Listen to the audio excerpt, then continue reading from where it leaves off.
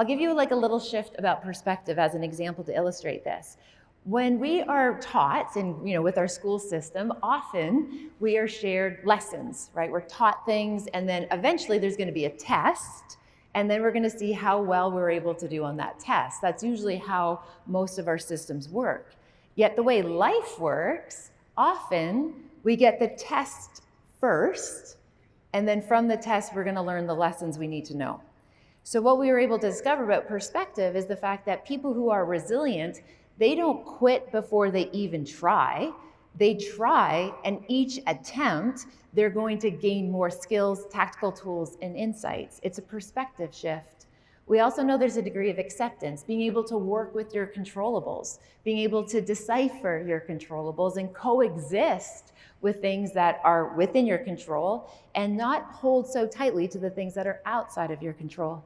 The fourth variable we learned was the power of hope, and I'll share with you a very brief hope-filled story which radically changed the face of human resiliency in our research.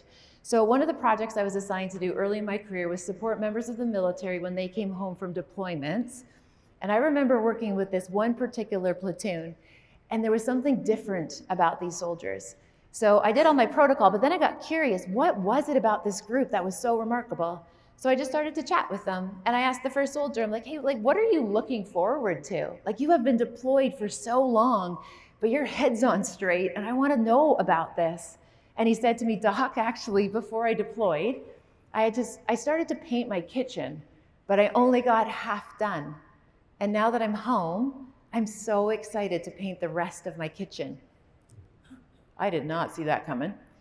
All the other soldiers started to share with me their half-finished house projects that they were pretty excited about.